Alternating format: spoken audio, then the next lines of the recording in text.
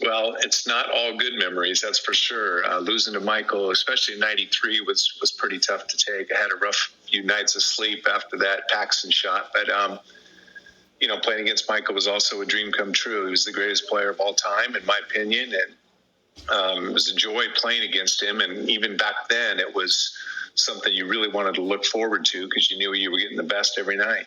How do you describe, Danny, what it was like, the guy that comes into the Garden and did what he did, the 63-point game? Just you guys threw everybody at him. And as I always love pointing out, hey, that team went 15-3 and won a title, that Boston team. So Jordan had a nice day, but you guys had a parade. But the guy who went from that to the man you just described as the greatest to ever play the game, how would you describe watching what he became?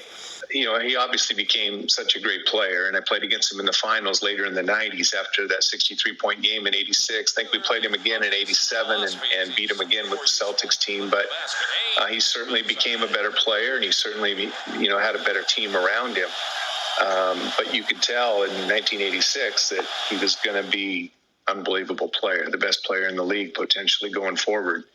So I don't think that surprised anybody, but it's just amazing how Michael just became who he was, not just as a player, but an endorser, carrying the league on his back, with great players still in the game. Bird still playing and Magic still playing. I mean, everybody was looking toward Michael, and he was the most popular player in the world, most popular person in the world.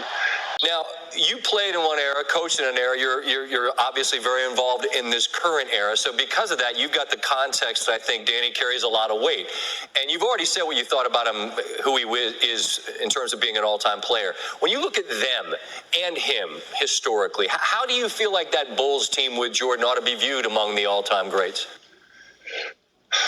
I think that obviously they have to be in the conversations of the all-time greats. But, in all honesty, I feel like I played in Phoenix and I played in Portland, and I had a blast in those two cities. And we had two very good teams.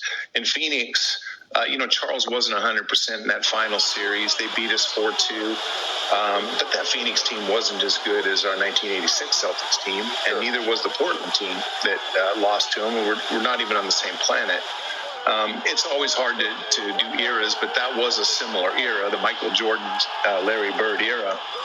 But I think that they're obviously one of the great teams in NBA history. Yeah, I mean, I don't know how anybody could argue otherwise, but it is fascinating when we go over generations, and current generations are going to rep their guy, which I totally get. At least this last dance is giving him an idea of what Jordan was as a